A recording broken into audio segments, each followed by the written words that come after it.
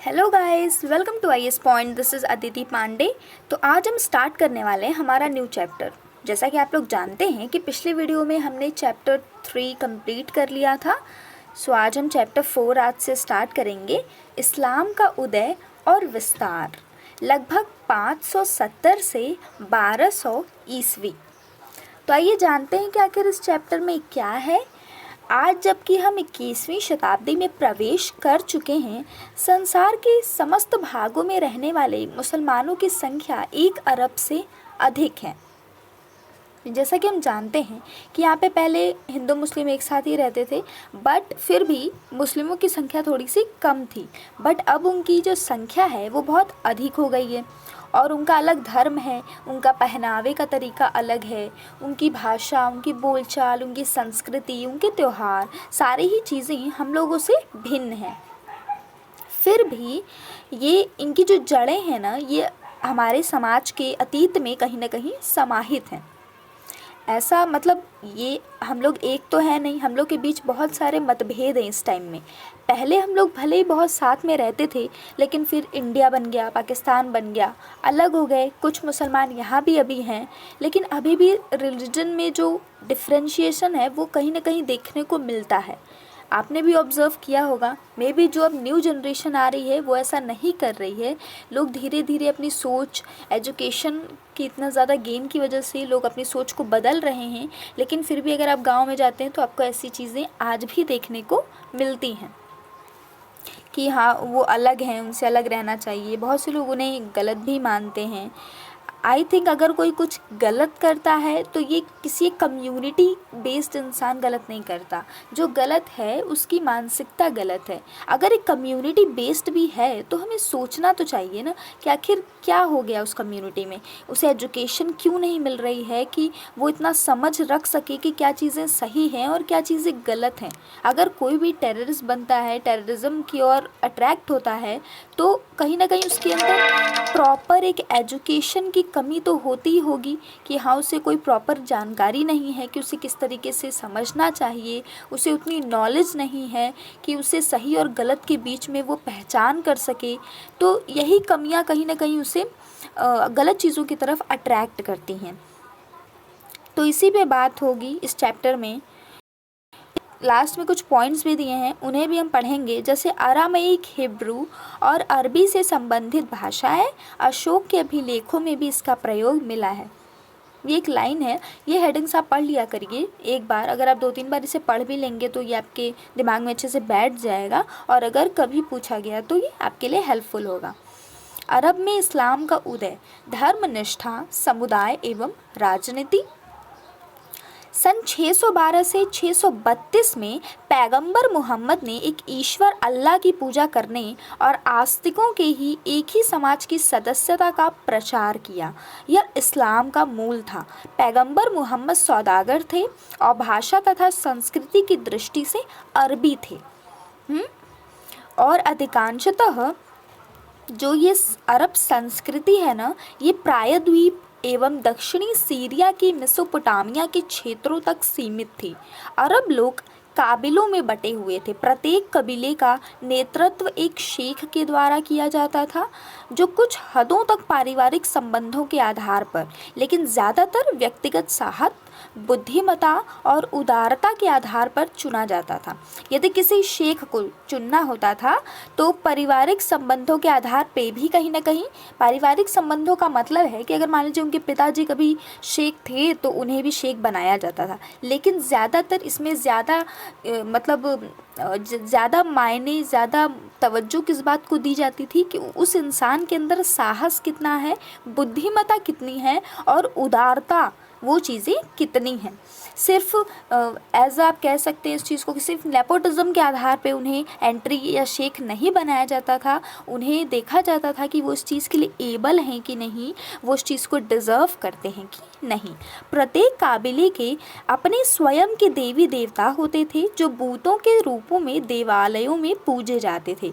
बहुत से अरबी काबिले खाना बदोश होते थे, यानी बेदुइन, जो खाद और अपने ऊँटों के लिए चारे की तलाश में इधर से उधर जाते थे। यानी कि आप बंजारे कह सकते हैं। जैसे हिंदुओं में बंजारे होते हैं, वो एक स्थान से दूसरे स्थान पर भोजन एवं तलाश में घूमते रहते हैं, वो कहीं भी एक जगह स्टेबल होके नहीं रहते थे, ठीक है। तो ये भी उसी तरीके से घूमते रहते थे तथा कुछ शहरों में फिर ये बस गए और व्यापार अथवा खेती का कार्य करने लगे। पैगंबर मोहम्मद का अपना काबिला कुरैश मक्का में रहता था और वहाँ के मुख्य धर्म स्थल पर नियंत्रण था। जैसे हर किसी का एक मुख्य धर्म स्थल होता है, वैसे ही इनका भी धर्म स्थल मक्का ही कहा जाता है। इस स्थल का ढांचा घनाकार था जिसे काबा कहा जाता था, जिसमें बूते रखे हुए थे। सन 612 के आसपास पैगंबर मोहम्मद ने अपने खुदा का संदेशवाहक घोषित किया तथा इनका काफ़ी ज़्यादा प्रचार प्रसार किया और इबादत की बहुत ही सरल विधियां जैसे कि दैनिक प्रार्थना, सलात और उम्मा कैसे समाज की स्थापना की, बताया कि इन्हें प्रार्थना कैसे करनी है। और जो अपने आप को धर्मों के लाभ से वंचित महसूस करते थे उन्हें समझाया गया। जो इस धर्म सिद्धांत को स्वीकार करते थे उन्हें मुसलमान कहा जाता था। उस टाइम पे क्या था कि आपको इसे स्वीकार करना है। जैसे अब नहीं होता है, कुछ लोग क्रिश्चियन बन जाते हैं, क्रिश्चियन धर्म को स्वीकार कर लेते हैं यदि वो अपने जो भी धर्म के होते हैं उससे संतुष्ट नहीं होते हैं उनके हिसाब से, तो वो उन चीज़ों को अडॉप्ट कर लेते हैं। तो उस टाइम भी यही होता था। उन्हें कायनात के दिन मुक्ति और धरती पर रहते हुए हिस्सा देने का आश्वासन दिया जाता था। मतलब अब किसी को अट्रैक्ट करना है तो आप क्या कहेंगे कि मरने के बाद आपको स्वर्ग की प्राप्ति होगी एंड ऑल। तो ये सारी चीज़ों का लोभ देकर उन्हें कहा जाता था कि आप ये बन जाइए। और उस वर्ष मुस्लिम कैलेंडर यानी कि हिजरी सन की भी शुरुआत हुई। तो बस एक ये लाइन लर्न कर लीजिएगा कि जो हिजरी सन है ये क्या है, एक मुस्लिम कैलेंडर है, इस्लामी कैलेंडर भी आप कह सकते हैं। और ये कब, इसका पहला वर्ष कब है, 622 ईस्वी में है, ठीक है। और ये अंग्रेज़ी में लिखा जाता था, फिर EH लगाया जाता था वर्ष के बाद। हिजरी चंद्र वर्ष है जिसमें 354 दिन, 29 अथवा 30 दिनों के 12 महीने होते हैं। प्रत्येक दिन सूर्यास्त के समय से और प्रत्येक महीना अर्धचंद्र के दिन से शुरू होता है। आगे चलते हैं। अब देखिए, अगर किसी धर्म की हम बात करें, अगर किसी धर्म को स्टेबल रखना है, ठीक है, अगर धर्म बनाते हैं मैंने कोई एक धर्म बनाया, मान लीजिए डोरेमोन, ठीक है, और हमने कहा कि इस धर्म को मानना है, इसमें हम लोग स्वतंत्र हैं, हम अपनी इच्छा शक्ति से किसी भी ईश्वर की पूजा कर सकते हैं, जो भी हमारी क्षमता है उस अनुसार हम पूजा कर सकते हैं, किसी बलि वली का प्रावधान नहीं है, अच्छे से पूजा करनी है, प्रार्थना करनी है, मेडिटेशन, मान लीजिए योग नाम का एक धर्म बनाया, ठीक है, आपको मेडिटेट करना है, अच्छे कर्म करने हैं, ऐसे कार्य करने हैं जिससे किसी को तकलीफ ना हो। तो अब ये धर्म कितने दिनों तक चलेगा, ये कहीं ना कहीं इस पर विश्वास रखने वाले लोगों पर ही निर्भर करेगा। जितने लोग तक ये इसका प्रचार होगा, जितने लोग इसमें सम्मिलित होंगे, जितने लोग इसमें बढ़ेंगे, इसके आगे चलने की जो मतलब डेट है वो भी उतनी ही इंक्रीज होगी। और अब किसी भी धर्म को आंतरिक रूप से मजबूत भी तो बनाना होगा। यदि इसे किसी बाहरी खतरे से बचाना है तो सुदृढ़ीकरण एवं सुरक्षा के लिए राजनीतिक संस्थाओं की आवश्यकता होती है, या फिर वैसे जिनके पीछे काफ़ी ज़्यादा विरासत हो और बिल्कुल नए सिरे से किसी चीज़ को स्टार्ट करना हो तो हमें सपोर्ट चाहिए होता है किसी चीज़ का। जब हम किसी चीज़ को स्टेट या नेशनल लेवल पे करते हैं, ठीक है, जब हम अपने अंदर के लेवल, अपने मन के लेवल पे कर रहे हैं तो हमें हमारा ही सपोर्ट चाहिए और वो ही बहुत होगा। लेकिन अगर हम किसी चीज़ को एक ग्रुपिंग में कर रहे हैं जो सबके लिए हेल्पफुल होने वाला है तो हमें सबका सपोर्ट चाहिए। आगे चलते हैं। खलीफाओं का शासन विस्तार, गृह युद्ध एवं संप्रदाय निर्माण। सन 632 में पैगंबर मोहम्मद के देहांत के बाद कोई भी व्यक्ति वैध रूप से इस्लाम का अगला पैगंबर होने का दावा नहीं कर सकता था। इसके परिणाम स्वरूप उनकी राजनीतिक सत्ता उत्तराधिकार के किसी सुस्थापित सिद्धांत के अभाव में उम्मा को अंतरित कर दी गई। इससे नवाचारों के लिए अवसर कई सारे उत्पन्न हुए तथा उनके बीच गहरे मतभेद भी पैदा हो गए।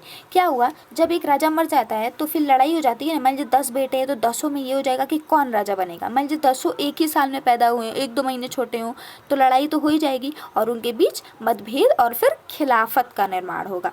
तो फिर एक नया परिवर्तन हुआ, खिलाफत की संस्था भी बन गई और जिसमें समुदाय का नेता पैगंबर का प्रतिनिधि यानी कि खलीफा बन गया। पहले 4 खलीफाओं में पैगंबर के साथ अपने गहरे व नज़दीकी संबंध के आधार पर शक्तियों का औचित्य स्थापित किया तथा कार्य को जारी रखा। उनका जो प्रमुख उद्देश्य क्या थे, एक तो काबिलों के नियंत्रण कायम करना जिनसे मिलकर उम्मा का गठन हुआ, और दूसरा राज्य के लिए संसाधन को जुटाना।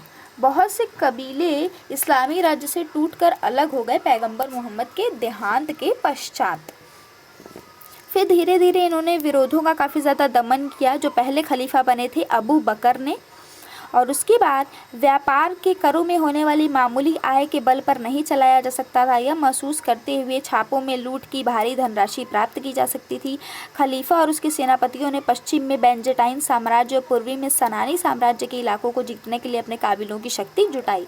जब इन्होंने देखा कि इन्हें पैसे की नीड है और इन्हें अपने व्यापार को बढ़ावा देने के लिए लूट इत्यादि को भी बढ़ाना पड़ेगा, तो इन्होंने यही किया। और बेंजेटाइन साम्राज्य ईसाई मत को बढ़ावा देता था और ससानी साम्राज्य ईरान के प्राचीन धर्म जरतुश्न धर्म को संरक्षण प्रदान करता था, तथा आक्रमण के समय इन दोनों की शक्ति में धार्मिक संघर्षों और अभिजात वर्गों के विद्रोहों के कारण गिरावट आ चुकी थी। इसके कारण युद्धों और संधियों के जरिए उन्हें अपने अधीन लाना आसान हो गया था।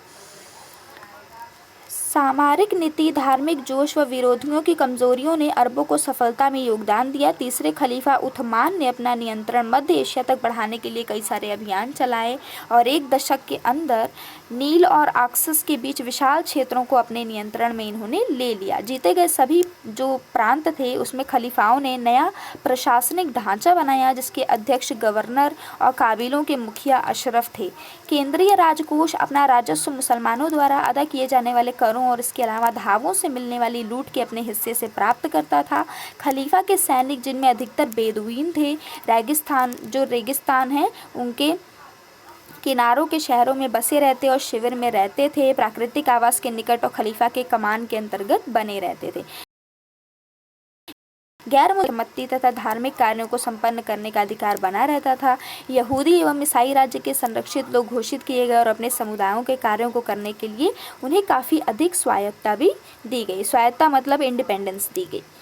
सो thank you so much for watching. कल हम इसके आगे से कंटिन्यू करेंगे। If you like the video please like and subscribe our channel. Thank you.